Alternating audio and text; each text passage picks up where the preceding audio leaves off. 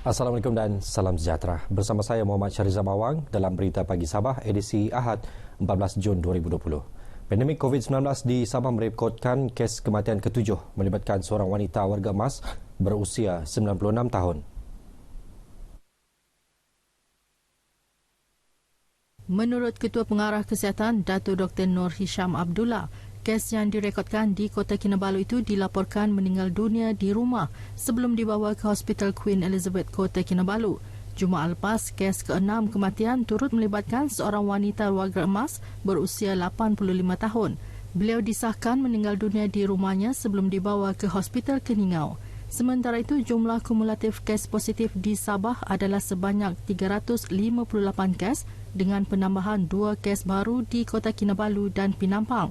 Ketika ini, 10 pesakit sedang dirawat dalam wad, iaitu masing-masing 2 di Kota Kinabalu, Tuaran, Penampang dan Beaufort, serta 1 di Tawau dan Pitas. Manakala jumlah pesakit sembuh seramai 341 orang. Seramai 4,401 orang kehilangan pekerjaan di Sabah sejak Perintah Kawalan Pergerakan PKP dilaksanakan 18 Mac lepas. Daripada jumlah itu, hanya 650 orang yang kehilangan pekerjaan secara tetap, selebihnya berhenti secara sukarela dan pengurangan gaji sementara.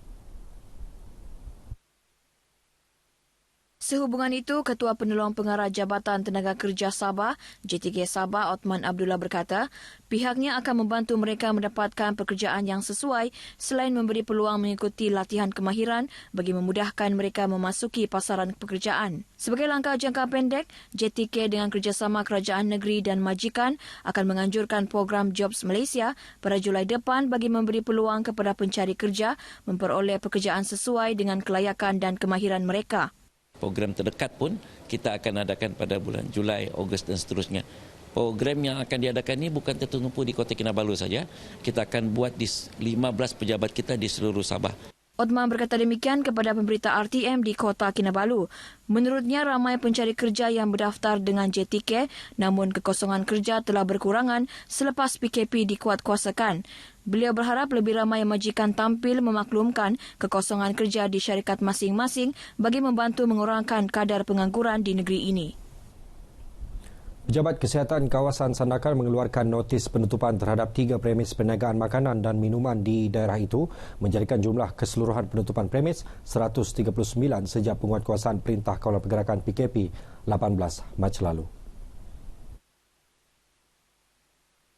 Notis penutupan dikeluarkan selepas premis terbabit didapati melanggar prosedur operasi standard SOP menerusi operasi patuh yang dilaksanakan.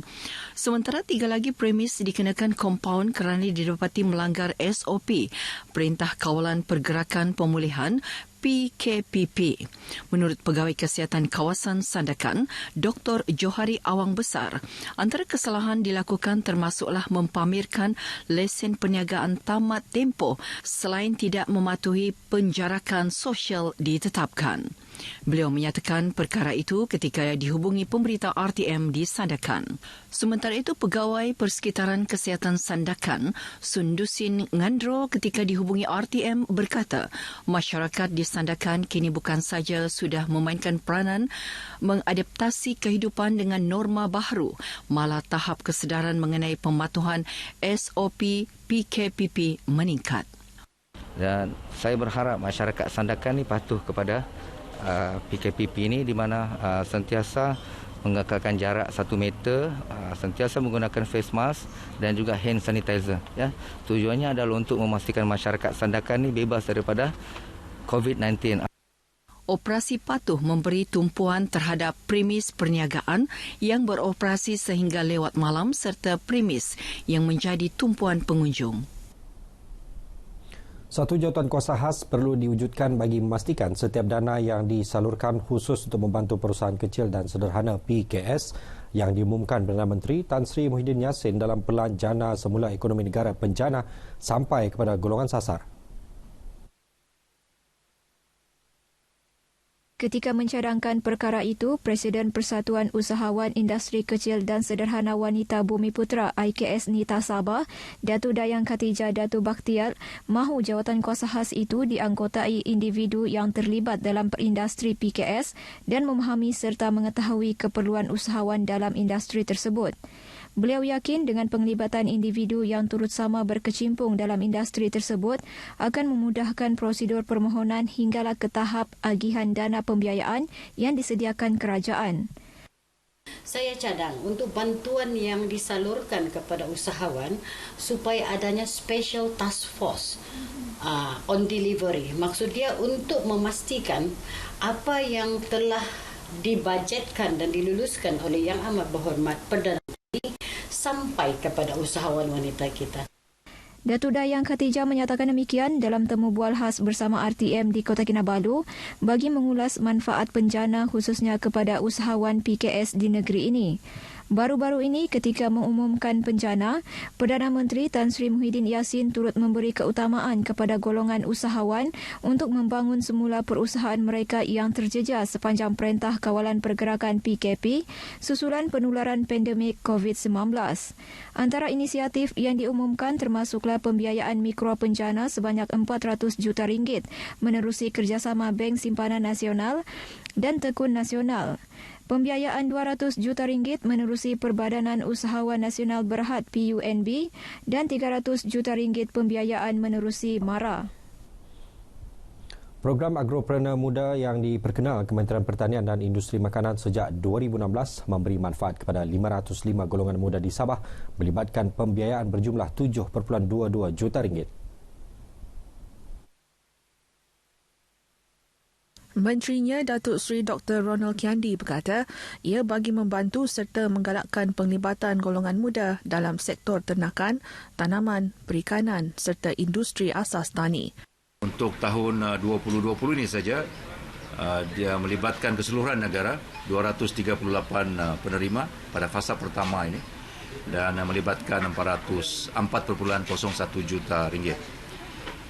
Bagi negeri Sabah seramai 9 orang agropreneur muda terluluskan untuk fasa pertama ini melibatkan RM146,000.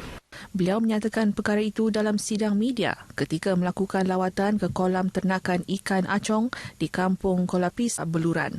Terdahulu, Datuk Ronald yang juga ahli Parlimen Beluran menyampaikan geran kepada 9 agropreneur muda bernilai keseluruhan RM146,000. Mereka antara penerima agropreneur muda di Sabah bagi fasa 1 tahun ini yang diluluskan kerajaan. Bagi daerah Beluran, sehingga kini seramai 14 golongan muda menerima manfaat hasil program tersebut dengan nilai RM230,000. Mereka terdiri 5 penerima yang menceburi sektor tanaman, 3 sektor perikanan, 4 sektor ternakan, manakala 2 dalam sektor industri makanan. 2 pertubuhan bukan kerajaan NGO mengambil inisiatif mengedar topeng hidung dan mulut kepada orang ramai di perkarangan Pasar Tanjung dan Terminal Bas Tawau. Lebih 400 orang menerima sumbangan berkenaan yang disampaikan Persatuan Rumpun Sosial Lundayeh Tawau, Persolut dan Pertubuhan Bangsa Tidung Bersatu Sabah, PBTBS. Presiden Persolut Debbie Roben berkata, inisiatif membekalkan pelitup separuh muka kepada orang ramai itu dilakukan selepas kedua-dua NGO tersebut menerima bekalan pelitup hidung dan mulut daripada Kerajaan Persekutuan untuk diagihkan kepada masyarakat. Langkah itu juga adalah sebagai sokongan kepada usaha kerajaan, terutama Kementerian Kesihatan Malaysia dalam menangani pandemik COVID-19. Kita Persatuan Persolut Dayak Lundayeh pergi di ATC untuk menerima mak supaya setiap orang yang pergi pasar mesti memakai mak supaya kita pun terasa selesa. Sementara itu, Setiausaha PBTBS Ali Ngali berkata, nilai pelitup separuh muka berkenaan bukan ukuran tetapi yang menunjukkan keprihatinan Kerajaan Persekutuan melalui Persolut dan PBTBS untuk mendekati rakyat. Orang ramai yang ingin mendapatkan perkhidmatan di Pusat Transformasi Bandar UTC Tawau yang mula beroperasi semula Isnin ini perlu patuh prosedur operasi standard SOP yang ditetapkan. Ia termasuk memakai pelitup separuh muka, penjarakan sosial dan merekod butiran peribadi sebelum memasuki premis itu. Pengurus UTC Tawau Siti Rahma Kalbi berkata, ibu bapa juga dinasihatkan tidak membawa anak-anak di bawah 12 tahun dan warga emas kecuali atas keperluan penting. Setiap agensi memang akan ada penjarakan sosial dan kerusi-kerusi pun kita sudah tanda. Jadi diharap pelanggan-pelanggan yang datang berurusan, tolonglah patuhi untuk keselamatan kita bersama. Beliau berkata demikian kepada pemberita RTM selepas aktiviti Nyah Kuman di UTC Tawau. Orang awam yang ditemui pemberita RTM menzahirkan kelegaan UTC dapat beroperasi seperti biasa berikutan sebelum ini terpaksa berurusan di pejabat-pejabat di Tawau.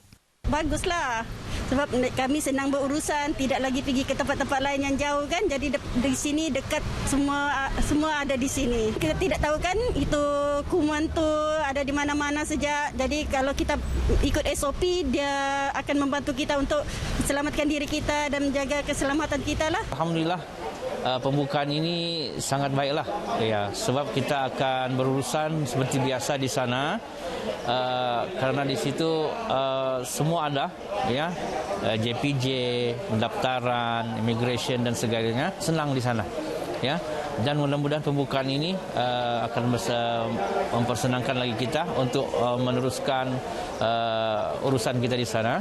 Kesemua 8 jabatan kerajaan di UTC antaranya Jabatan Pendaftaran Negara, Jabatan Pengangkutan Jalan, Jabatan Air Sabah dan Majlis Perbandaran Tawau akan beroperasi mulai 8 pagi hingga 5 petang pada Isnin hingga Jumaat. Sekian berita Pagi Sabah. Teruskan menonton RTM, jeraman media paling dipercayai di Malaysia. Budayakan norma baharu, jaga diri, patuhi arahan pihak berkuasa. Saya Muhammad Syarif Zamawang. Assalamualaikum dan salam sejahtera.